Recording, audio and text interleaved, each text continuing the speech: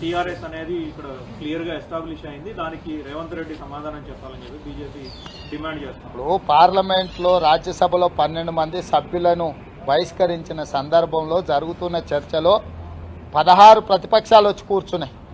దాంట్లో ఏ పక్షం వచ్చి కూర్చున్నదో ఎవడు అడగాడు. గాంధీ బొమ్మ దగ్గర ధర్నాల దారిన పోయే దానయ్య కూడా వచ్చి కూర్చోవచ్చు. టీఆర్ఎస్ వాళ్ళు దారిన పోయే దానయ్యలాగా అక్కడ వచ్చి దిగి ఫోటో దిగిపోయినరు తప్ప మేమెవరం పోడియంలోకి వెళ్ళాలనుకోలేదే. మాతో కలిసి ఉంటే మమ్మల్ని అడగకుండా పోడియంలోకి వెళ్తారా? మమ్మల్ని అడగకుంటేనే ఇవాళ సమావేశాలను బహిష్కరించిందా? అంటే వాళ్ళకు వెసులుబాటు కల్పించడానికి సభలో రైతు వ్యతిరేక చట్టాల మీద చర్చ జరగకుండా ఉండడానికి వాళ్ళకి సహకరించారు. వాళ్ళు పట్టుబడిన దొంగలు కాబట్టి ఆ బురద కొంత కాంగ్రెస్ కంటించాలనుకుంటారు. నేను ఆ రోజు చెప్తున్నా, ఈ రోజు చెప్తున్నా, టీఆర్ఎస్ నాయకులు అంటేనే దొంగలు, గజ దొంగలు. ఈ దొంగలు గజ దొంగలతో కాంగ్రెస్ ఎట్లా కూడుతుందా? మీకందరికీ తెలుసు కదా రాష్ట్రంలో ఉన్న పరిస్థితులు.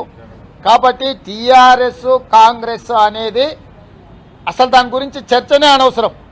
మరి మాతోనున్నోళ్ళు, మాతో కలిసి పనిచేస్తున్న వాళ్ళ మీద బీజేపీ వాళ్ళని ఎవరు ఆపుతురు విచారణకు ఆదేశించడానికి? కాసేపు కిషన్ రెడ్డి గారు చెప్పిందే ఒక మాటకు నిజం అనుకుందాం. మా తోడు ఉండేటోళ్లను, మాతో ఉండే వాళ్ళ మీద విచారణ ఎందుకు ఇస్తలేరు? ఆ దొంగతనంలో మీకు కూడా ఏమైనా వాటాలు వాంచిర్రా? మీరు కూడా దొంగతనంలో ఏమైనా భాగస్వాములా?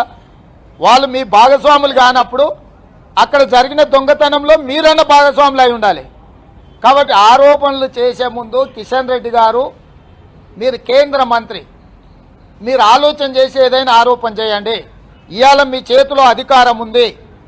మీ ఒక్క కలం పోటుతోటి గోడౌన్లలో ఉండాల్సిన లక్షలాది మెట్రిక్ టన్నుల బియ్యం మాయమైనవి. సిబిఐ విచారణకు ఆదేశించండి. నెంబర్ 1. నెంబర్ 2, హైదరాబాద్ నగర శివారులో దాదాపుగా 3,000 కోట్ల కుంభకోణానికి సంబంధించి ఈడీ నోటీసులు ఇచ్చి కేటీఆర్ను విచారణ చేసేది ఆఖరి నిమిషంలో వాయిదా పడ్డది. మీకు ధైర్యం ఉందా? చిత్తశుద్ధి ఉందా? ఈడీకి ఆదేశాలు ఇచ్చి కేటీఆర్ మీద విచారణ చేయిస్తారా? సంబంధిత లబ్ధిదారులైన సంస్థలను పిలిచి విచారణ చేస్తే ఈ ఫైల్ మీద సంతకం పెట్టింది కేటీఆర్ అని తేలింది. ఈరోజు మీరు ఎందుకు కేటీఆర్ని కాపాడాలనుకుంటున్నారు? ఒకవేళ టీఆర్ఎస్ నాయకులు కాంగ్రెస్తో ఒకవేళ కలిసి ఉంటే మిమ్మల్ని విచారణ చేయకుండా అడ్డుకుంటున్నది ఎవరు? వాళ్ళు మీ మిత్రులు, మీ భాగస్వాములు కాకపోతే, సమయానుకూలంగా మీకు సహకరించే వాళ్ళు కాకపోతే మిమ్మల్ని ఎవరు విచారణ నుంచి అడ్డుకుంటున్నారు? వాళ్ళు చిత్తశుద్ధి నిరూపించుకోవాలంటే ఈడీకి కేటీఆర్ను పిలవాల్సిందే. ఎందుకంటే ఆ భూముల బదలాయింపు ఫైల్ మీద సంతకం పెట్టింది కేటీఆర్ను విచారణ చేస్తే మీకు వాస్తవాలు బయటకొస్తాయి. తెలంగాణ ప్రజల ఓటు హక్కుతో గెలిచిన వాళ్ళు అయితే కంపల్సరీగా తమతో పాటు గల్లీలో పోరాటానికి రావాలి. ఆ గల్లీ నుంచే తెలంగాణ పోరాటం మొదలు పెట్టాము, ఇప్పుడు కూడా అక్కడి నుంచే మొదలు పెడతాము, అక్కడి నుంచే అన్ని రకాలు సాధించుకుంటామని చెప్పేసి టీఆర్ఎస్ ఎంపీలు చెప్తున్నారు.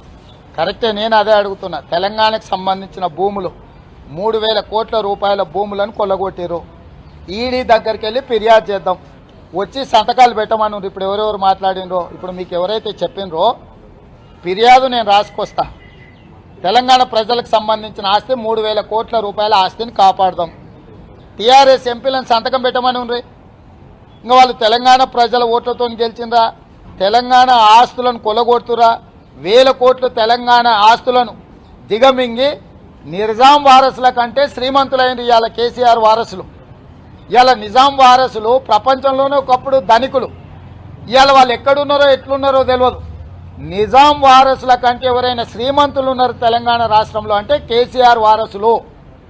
నిజాం వారసుల కంటే కేసీఆర్ వారసులు ఏ రకంగా శ్రీమంతులైనరో ప్రజలకు వివరించి చెప్పాల్సిన బాధ్యత ఉంది వాళ్ళ మీద. హాయ్ ఫ్రెండ్స్, మా టుడే టుమారో యూట్యూబ్ ఛానల్ చూస్తున్నందుకు చాలా థ్యాంక్స్.